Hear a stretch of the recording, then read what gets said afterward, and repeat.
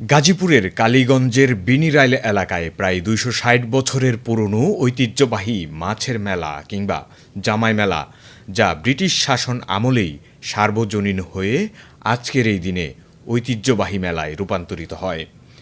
আয়োজক কমিটি সূত্রে জানা গেছে, সময়ের পরিক্রমায় এটি সব ধর্মের মানুষের অংশগ্রহণে এক সার্বজনীন উৎসবে রূপ নিয়েছে। দিন শেষে এই জামাই মেলায় প্রায় ২ কোটি টাকারও বেশি মাছ বেচা কেনা হয়। এখানকার গ্রাম বাংলার লোকজ সংস্কৃতির এক অনন্য ঐতিহ্য এই জামাই মেলা। শতবর্ষের পুরনো এই আয়োজন প্রতি বছর পৌষ মাসের শেষে বসে। সেদিন শীতের আমেজ আর উৎসবের আনন্দে মুখর হয়ে ওঠে পুরো এলাকা। এই মেলার মূল আকর্ষণ বড় বড় মাছ। প্রতি বছর শ্বশুরবাড়ির জন্য মাছ কেনা এখানকার অলিখিত সামাজিক রীতি। বয়স কম কিংবা বেশি হোক, জামাই মানেই এদিনে মাছ কিনতে হবে। তাই মেলায় দেখা যায় দরদাম নিয়ে প্রতিযোগিতা আর আনন্দঘন ব্যস্ততা।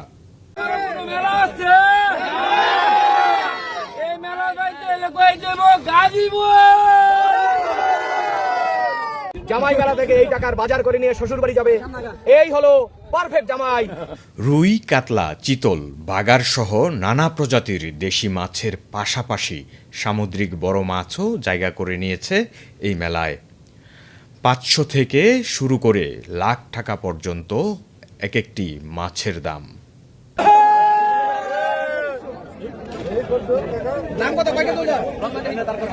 ব্যতিক্রমী এই উৎসবের পিছনে রয়েছে দীর্ঘ ইতিহাস।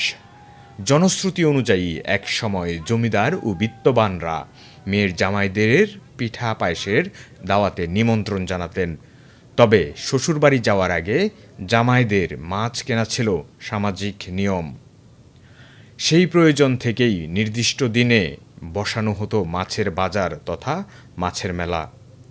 সময়ের সঙ্গে সঙ্গে সেটি রূপ নেয় জামাই মেলায়।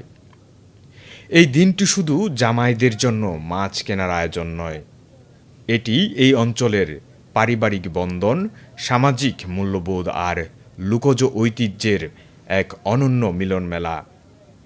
মাছের পাশাপাশি এবার মেলায় বসেছে খাবার, ফার্নিচার আর শিশুদের খেলনার দোকান। বড়দের সঙ্গে ছোটরাও মেতে ওঠে মেলার আনন্দে। মেলাকে ঘিরে আইনশৃঙ্খলা বাহিনীর সক্রিয় উপস্থিতিও ছিল বেশ চোখে পড়ার মতো। আয়োজকরা জানিয়েছেন, শান্তিপূর্ণভাবে মেলা সম্পূর্ণ করতেই নেওয়া হয়েছিল প্রয়োজনীয় ব্যবস্থা। শতবর্ষের ঐতিহ্য আর সাম্প্রদায়িক সম্প্রীতির অনন্য এক উদাহরণ হয়ে আজও টিকে আছে এই জামাই মেলা, যেখানে মাছের সঙ্গে বিক্রি হয় সম্পর্ক আর ভালোবাসার গল্প।